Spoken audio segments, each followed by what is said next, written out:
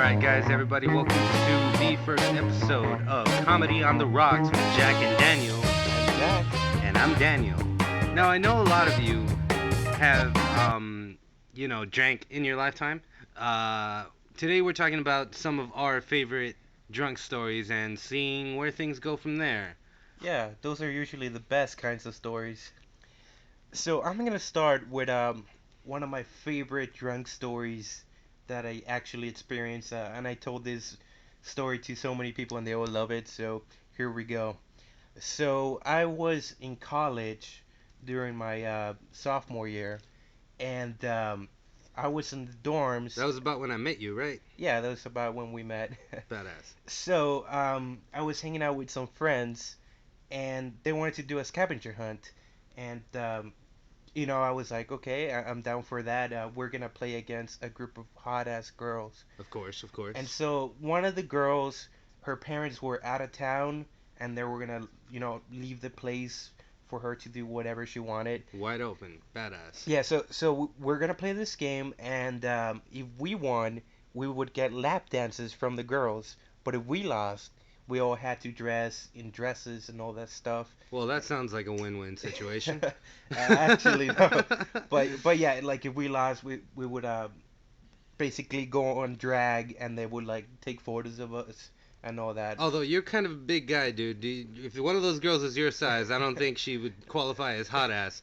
Well, I'll get to that part. So, anyways, we each get in a team of four, guys against girls, and some of the stuff on the scavenger hunt were like get someone to pump gas for you for 3 cents. I think that's where I entered the story, right? Apparently, I got a call at 3 o'clock in the morning from these guys saying, hey, we're near the university. Can you come by and help us out? I'm like, okay, what's going on? I get up. I get into my Jeep, all drowsy and shit, and they ask me to pump their gas. Yeah, we just told them like, here's 3 fucking cents. Just go, I don't care what the person in the gas station tells you. Just pump it for 3 cents. You just get the fuck out of there. We don't want you to join us. We need all the lap dances for us.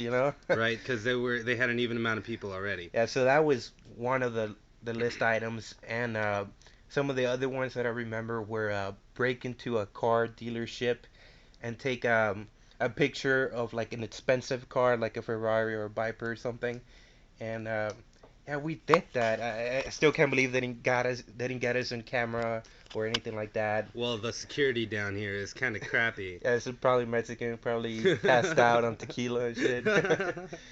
Yeah, and well, anyways, we ended up finishing everything on the list except for a picture of a flower. Now, one of the girls was wearing a little flower bangle or something in her hair. So we're like, okay, we're gonna call them up. They're gonna come down here. We're gonna take a picture of the flower that the girl has, and that's it. We win. We get the lap dances. Huh. So we call them up. They get there, and we're like, we take the picture, and they're like, we won. Now you're gonna have to, get down and dirty for us and all that. And they're like, oh, so when you called us, you weren't finished yet? 'Cause we're done. We're like, what was that again? You're done? Run that by me again? It's like, yeah, we're done. So, we ain't giving no lap dances now. So we're like, oh shit, we're gonna have to, go on drag now, but it was cool. We're still gonna fucking drink and get to spend the night at the chick's place. So whatever. We go to her place.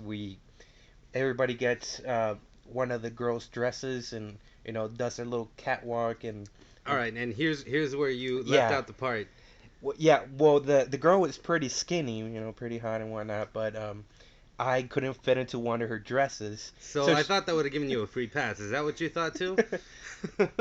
I would assume so, but no. Apparently, her mom was a big woman, so and so I had to put on one of her dresses, and those pictures are probably still floating around somewhere on the web. If you can find them internet for us, I'd be grateful personally. Please don't. So, anyways, this is where the drinking part starts. So, we're all there. We each get a drink. We started watching a movie on TV, and one of the guys who was with us, he was from England. So every time there was a commercial on the movie, he would tell me, "Hey, another shot, mate, another shot." And I've never drank before that. Another shot, mate. Maybe a beer here and there, but I've never really drank. But And so, because of your heritage, I assumed that since it was tequila, yeah, you could outdrink a British we guy. were drinking tequila, so I wasn't gonna let that motherfucker, outdrink me. Who does he think he is, Who does he think he is? So I keep up with him. Every commercial, we take 1 or 2 shots. After 14 shots, I remember, never really drank here, never really been drunk. This is quite a while back, man. 14 shots. I drink it.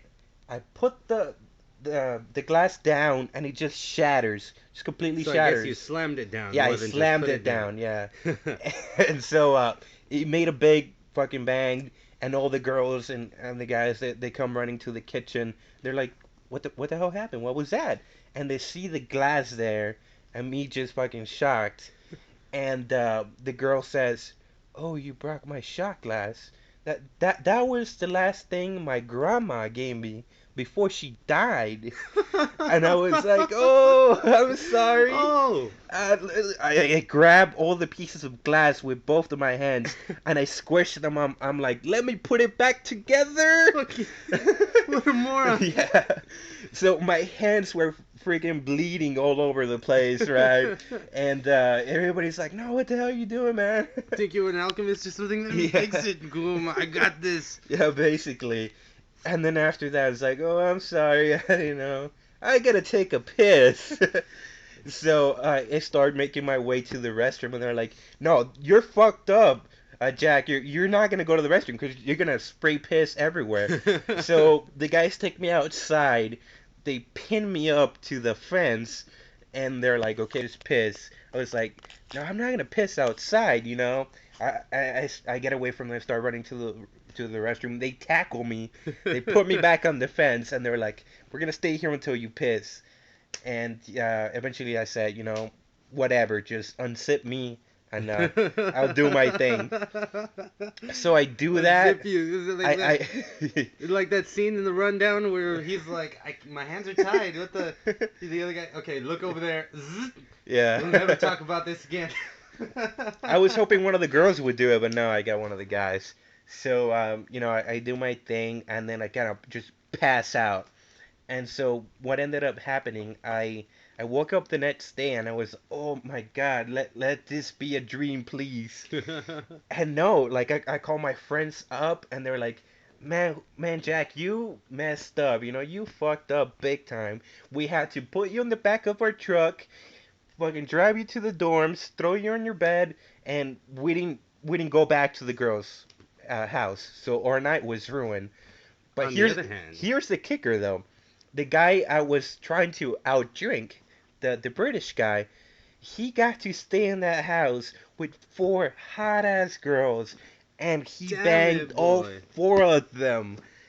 God damn, that's like one of my biggest regrets in life, me trying to be the big drinker when I've never really drank. All right, remember, kids, drinking heavily is a bad idea. Especially if it's your first time. Dear God.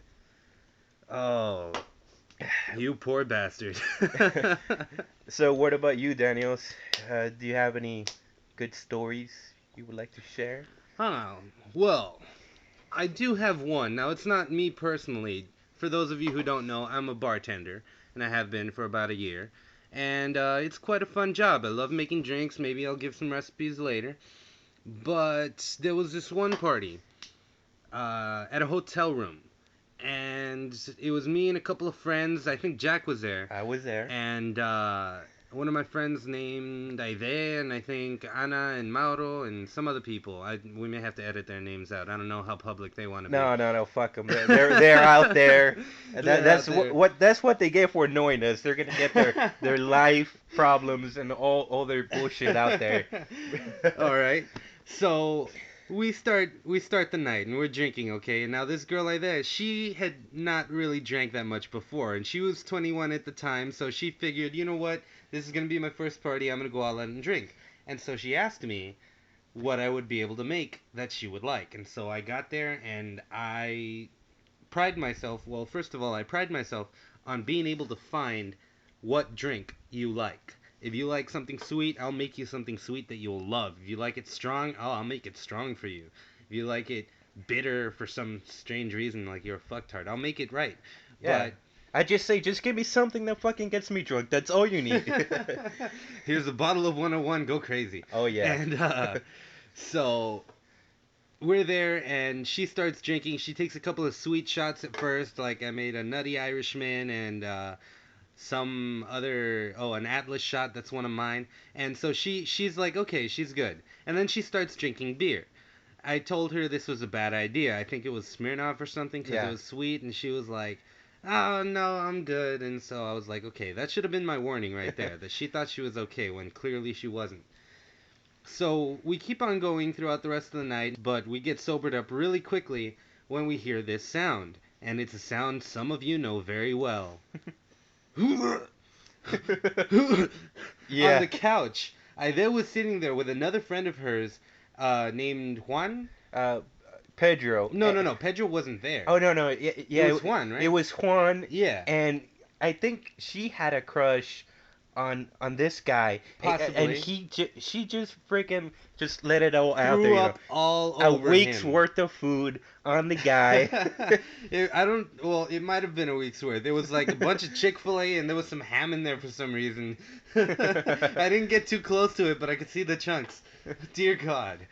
So she threw up all over the couch and we were over here on the bed and the other couches on the other side of the room, but we could... Dude, the smell was disgusting. Oh, yeah. We had to get out.